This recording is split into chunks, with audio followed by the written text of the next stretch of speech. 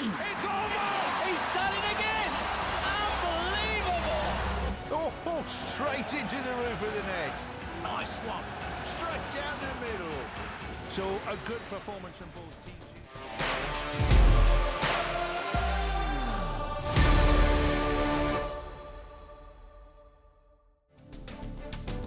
The English Premier League top 4 race continues to intensify after close games in the 23rd week. Everton managed to draw against Tottenham 2-2 in the extra time. In another game, underdogs Luton Town continue with their impressive run in the English top division. A 4-all draw against Newcastle ensured Luton were out of the relegation zone. In another Premier League classic, Manchester United beat West Ham 3-0 in an exciting encounter at Old Trafford. Alejandro Grancho found the net twice, and Rasmus Holland's first-half brace meant United's Champions League hopes were very much alive. While it was good news for the Red Devils, it was another heartbreak for Chelsea. A 4-2 defeat against Wolves meant they slipped to 11th in the Premier League points table. A top-2 clash between Arsenal and Liverpool ended up in Arsenal's favour. The Gunners beat table toppers Liverpool 3-1. The game was equally poised after the second half. But a goal each from Gabriel Martinelli and Leandro Trossard in the second half meant Arsenal, with 49 points, moved to second in the points table. World Cup winner Lionel Messi faced jeers on Sunday after the superstar opted not to play in Inter Miami's pre-season friendly game against Hong Kong 11. Messi, who's suffering from hamstring strain, remained on the bench throughout the game.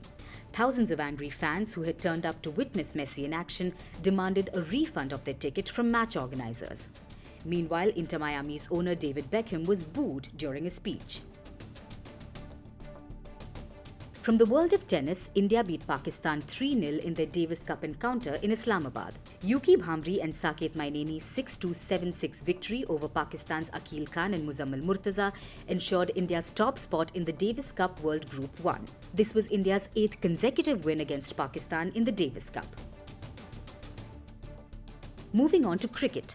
Australia beat West Indies by 83 runs in Sydney yesterday to seal the 3-match ODI series 2-0. Put into bat first, Australia notched up 258 runs in their quota of 50 overs. West Indies were off to a great start with Alzarri Joseph claiming 2 wickets in the first 3 overs. Australia's Sean Abbott, who came in at number 8, stabilised the innings with the bat and hit 69 out of 63 deliveries.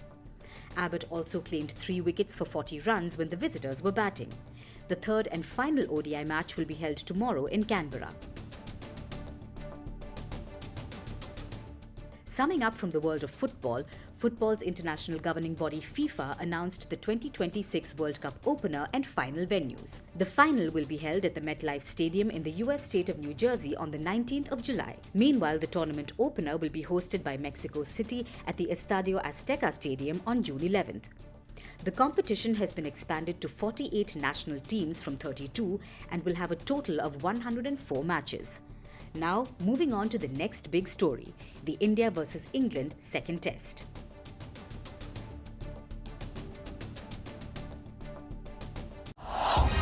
Criticism, backlash, and even the question of their place in the playing 11. That is what Rohit Sharma and his men faced after the defeat in the first test against England.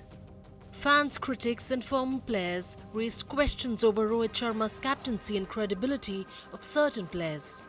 One defeat and the daggers were out. While England were praised for their spirited performance against India, India's approach was questioned. Former players like Monty Panesar even predicted a 5-0 victory in favour of England. After the win, he said,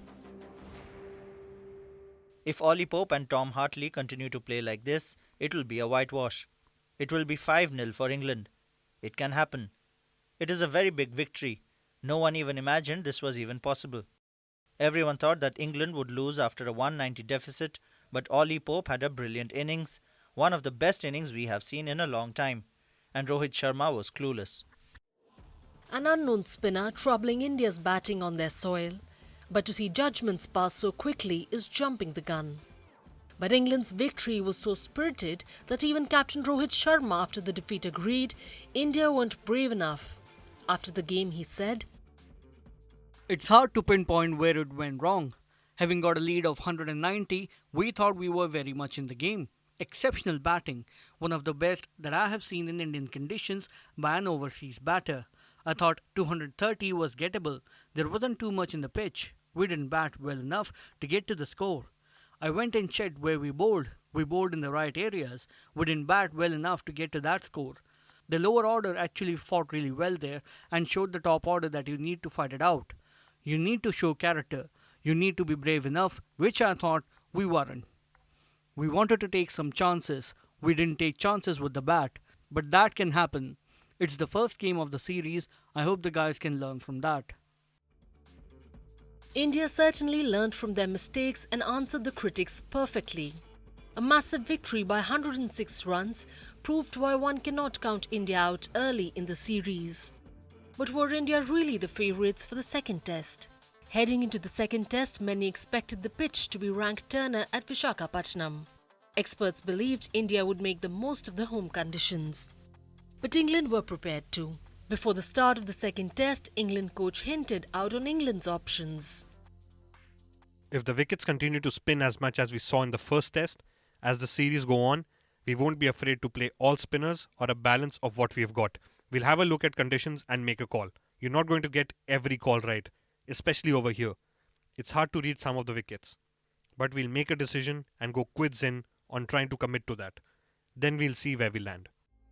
But what followed was not many were expecting. India stuck to their strengths and opted for a traditional Indian pitch, and many saw the tactician Rohit Sharma in action for the second test. He may have had a poor outing as a batter, but the Indian captain was spot on when it came on to field decisions. India opted for slow Turner, which helped pacers in the first innings. But was it only that helped India beat England in the second test? Let's look at the 5 areas that helped India beat England in the second test. Number 1. Yashasvi Jaiswal's fighting knock. While wickets were tumbling from one end, Yashasvi continued to hold the other end. The youngster brought his maiden test double ton and continued his impressive run in the longest format. Jaiswal became the 4th left-handed batter to hit a test double century. He joined the ranks of Vinod Kambli, Saurav Ganguly and Gautam Gambhir. He also secured the title of the 3rd youngest Indian to achieve this milestone. Vinod Kambli remains the youngest, accomplishing the feat at 21 years and 35 days. Yashasvi's 209-run innings ensured India posted a fighting 396 in the first innings. Yashasvi took the attack on England bowlers as he smashed 19 fours and 7 sixes in his 209. His innings propelled India to 396 in the first innings. This gave India a solid foundation to fight in the second test. Number 2. Jasprit Bumrah rattles England. An Indian pacer going all guns blazing on Indian pitch is a sight to behold. Jasprit Bumrah showed why he is India's leading pacer in all formats in England's second innings. Bumrah picked 6 wickets as England were dismissed for 253 runs in the second innings, ensuring India had a lead of 143 runs. Bumrah picked up 6 wickets by giving away just 45 runs. He rattled the English attack and put India on the front foot. Jasprit's 6-wicket haul also meant he became the fastest Indian pacer to clinch 150 test wickets. He achieved this feat in 33 matches with less than the likes of Glenn McGrath and Jeff Thompson, who took 34 matches each to reach the milestone. In the first innings, he outclassed Ben Stokes and rattled out his off-stump. Stokes' reaction to the dismissal went all over social media, as he too was shocked by the impressive delivery. Bumrah did not stop there. He continued his impressive run in the final innings.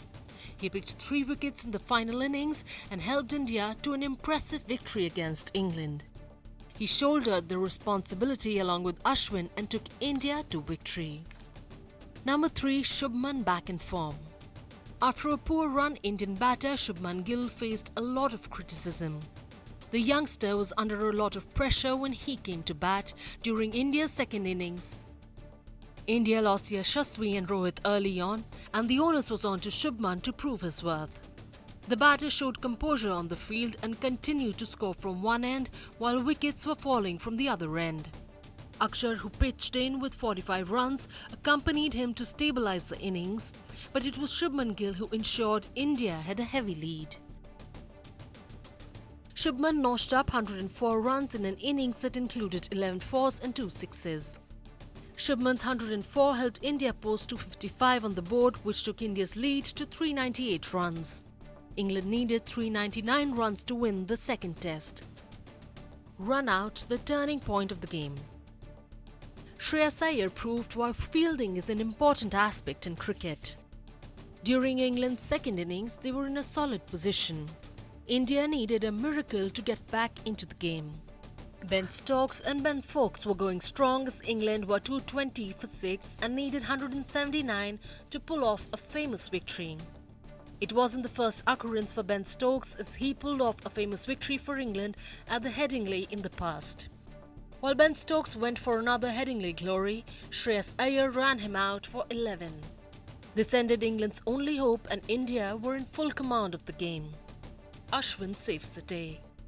Fourth innings and Ravichandran Ashwin on the pitches are a match made in heaven.